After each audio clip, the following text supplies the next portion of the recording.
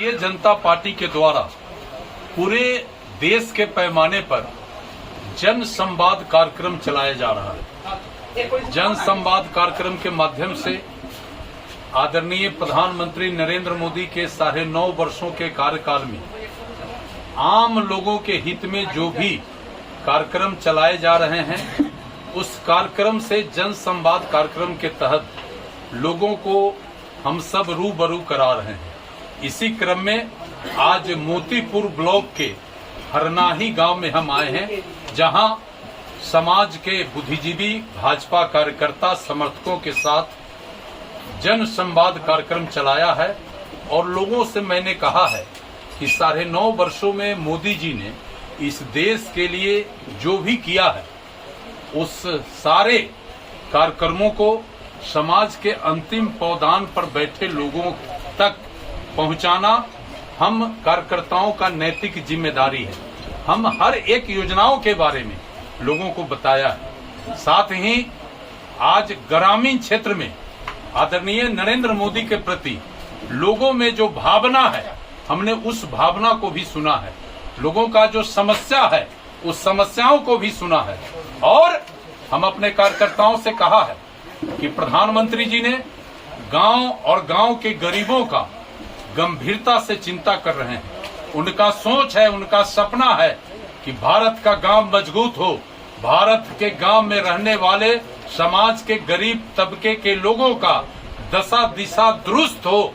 इसके लिए वो कृत संकल्पित है। और इसी के तहत नौजवानों के लिए योजना, बेरोजगारों के लिए योजना, महिलाओं के लिए योजना, किसानों के लिए योजना, ये लड़कियों को के सुरक्षा के लिए योजना, वृद्ध को पेंशन की व्यवस्था, छोटे छोटे उद्यमी के लिए प्रधानमंत्री विश्वकर्मा योजना, महिलाओं को 33% आरक्षण, इतने योजनाओं से हमारे समाज को प्रधानमंत्री ने कवर किया है कि अब गांव का हालत निश्चित रूप से प्रधानमंत्री जी के सपने के अनुरूप गांव का हालत बदलेगा। और जो परिस्थिति है, आने वाले चुनाव में विपक्ष पूरी तरह सफाया हो जाएगा। कहीं विपक्ष का आता पता नहीं रहेगा, क्योंकि न तो विपक्ष के पास कोई मुद्दा है, न नीति है, न सिद्धांत है।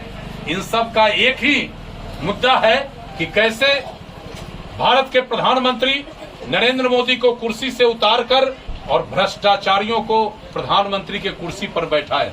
और इस चीज को इस देश की जनता भली भांति समझ चुकी है। और आने वाले दिनों में पूरी तरह विपक्ष साफ हो जाएगा और फिर तीसरी बार भारत के प्रधानमंत्री नरेंद्र मोदी बनेंगे। हमने कार्यकर्ताओं से कहा है कि जो भी केंद्र प्रायोजित योजना है, उस योजना का लाभ हर एक गरीब को मिले, इसके लिए तत्परता से काम करिए। और विशेष रूप से 5 लाख रुपया का मुफ्त इलाज का जो सुविधा आदरणीय नरेंद्र मोदी जी ने गरीबों के लिए दिया है, उस आयुष्मान कार्ड को बनाने में अभी अभियान के तहत उसको आगे बढ़ाइए, लोगों को बनाइए। विश्वकर्मा योजना का लाभ लोगों को दीजिए। महिलाओं को बताइए कि 33% आरक्षण देकर आपको भी सत्ता और शासन में भागीदारी नरेंद्र मोदी ने सुनिश्चित किया है। इन्हीं सभी सवालों को लेकर हम आज हरनाही आए हैं और ये जन संवाद कार्यक्रम हम लगातार आगे बढ़ाएंगे। और आने वाले दिन में मेरा दावा है कि तीसरी बार फिर भारत का प्रधानमंत्री आदरणीय नरेंद्र मोदी बनेंगे। बिहार सरकार द्वारा जो जाति लोग कहेगा कि इनका संख्या कम हो गया है इसलिए बोल रहे हैं। अब तो समाज का इक्का दुक्का जाति छोड़ के सब जातीय, इनके जातीय गणना को फर्जी कर दिया है। तो इसमें क्या कहना? नवरात्रि का छुट्टी खत्म कर दिया गया है शिक्षा विभाग। भाई तो ये लोग के पास तो कोई मुद्दा न है, न नीति है, न सिद्धांत है। ये लोग तो एक तरफा एक काम है कि सनातन धर्म, हिंदू संस्कृति और हमारे धार्मिक ग्रंथ को गाली दो। जो भी हिंदू का पर्व त्योहार है वो हिंदू नहीं सही से मना पाए, इसके लिए ये साजिश लोग कर रहे हैं। तो इसको लोग समझ गया है। आने वाले दिन में अच्छा फैसला होगा। ये सब वहां चले जाएंगे जहां फिर भविष्य में दोबारा आने का इनको मौका नहीं मिलेगा।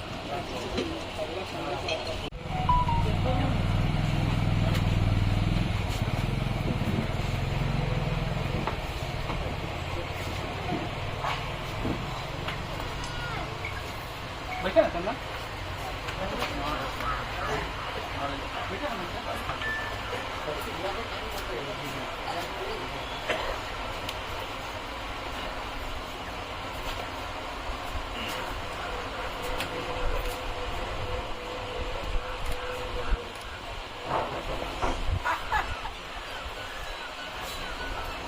पीछे देखिएगा सर, इधर थोड़ा सा पीछे, थोड़ा सा देखिए, सवाल पीछे देखिए,